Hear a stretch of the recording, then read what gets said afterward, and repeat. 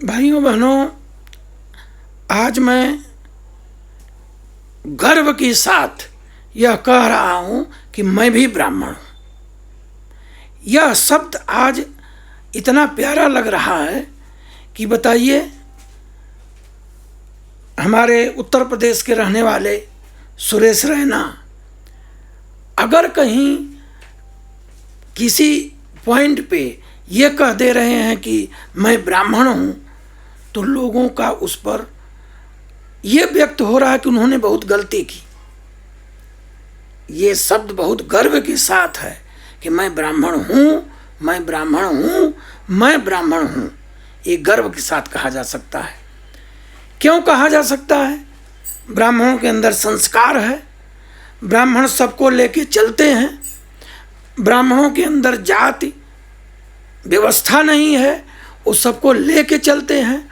अगर सुरेश रैना ने गर्व से कही दिया कि मैं ब्राह्मण हूँ, तो उसके आशय को लोगों को समझना चाहिए। क्यों कहे, इस पर सोचिए। किस बात पर कहे, इस पर सोचिए।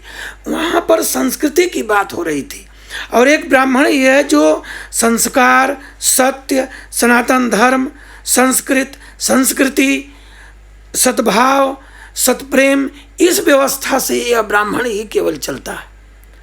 ये तो बहुत गर्व की बात है। मैं एक संस्था चलाता हूँ, एक संगठन चलाता हूँ, ब्राह्मण स्वयं सेवक संघ। मैं अपने सभी 1 लाख सदस्यों के सहयोग से और उनकी तरफ से मैं सुरेश रैना का अभिनंदन करता हूँ कि उन्होंने जो कहा वो बिल्कुल सही कहा, सही टाइम से कहा, सही वक्त पे कहा। कुछ लोग ये कह रहे हैं कि नहीं कहना चाहिए। उनको समझाने के लिए ये जरूर कहा जा सकता है कि ब्रह्म अहम ब्रह्मास्मि, ब्रह्म शब्द से ब्राह्मण शब्द बना है, जो ब्रह्म को जानता है। ये जाति से तो कोई मतलब नहीं है। जाति तो हमारी सरकार जो है पेपर पे लिखवाती है। आप कहीं फार्म भरिए, ये नाम, पिता का नाम, ये नाम, तब तक जाति। फिर कहीं जाइए, आप किस जात के हैं। लाभ लेने के लिए लोग अपनी जात बताते हैं, लाभ नहीं लेने के लिए कोई ऐसा नहीं है ब्राह्मण को छोड़ करके कि जो अपनी जात वहाँ ना बतावे। क्योंकि ब्राह्मण को कोई लाभ मिल ही नहीं रहा है, तो वो सवर्ण की लाइन में आ गए। तो इसलिए सभी लोगों को ये सोचना चाहिए कि यह शब्द बहुत सबके लिए घमंड का शब्द है, क्योंकि हम लोग जात के पीछे नहीं थे। जात शब्द केवल सरकार के द्वारा तैयार किया जाता है, उसी के द्वारा अवलोकित होता है, उसी के द्वारा उसका वर्गीकरण होता है कि तुम इस जात के हो तो तुमको ये लाभ मिलेगा, तुम इस जात के हो तो ये लाभ मिलेगा, अगर तुम इस जात के हो तो पढ़ो चाहे लिखो चाहे कुछ मत करो, तुम्हें ये लाभ मिलेगा। तो ये तो वोटिंग राजनीति हुई। लेकिन वही वोटिंग राजनीति वाले उसमें भी कलाकारी कर रहे हैं कि रैना ने बोल दिया मैं ब्राह्मण हूँ।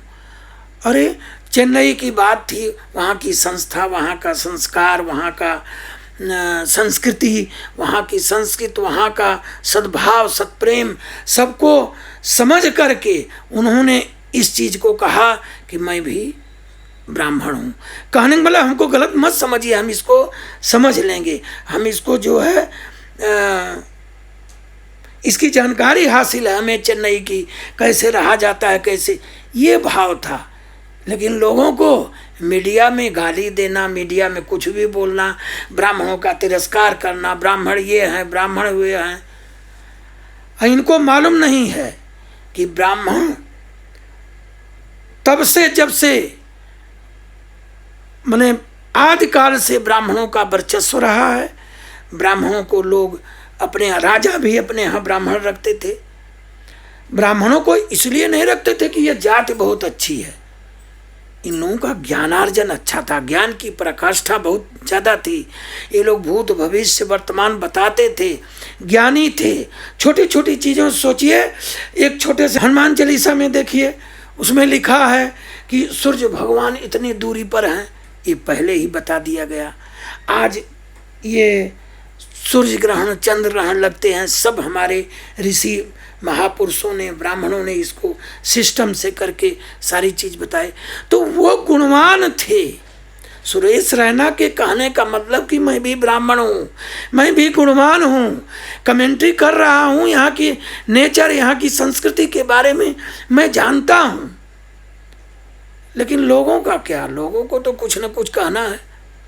एक सीधे साधे क्रिकेटर, अच्छा उसका रिकॉर्ड अच्छा सब कुछ, लेकिन अब नहीं, ब्राह्मण होने का उसको सजा दी जा रही है। तो ऐसा नहीं होना चाहिए। मैं आज भी अपने पूरे बीएसएस परिवार की से सुरेश रैना का हार्दिक अभिनंदन करता हूँ और उनका सम्मान करता हूँ, और फिर से बोलता हूँ कि मैं ब्राह्मण हूँ, गर्व से कहता हूँ कि मैं ब्राह्मण हूँ। जय परशुराम। जय परशुराम।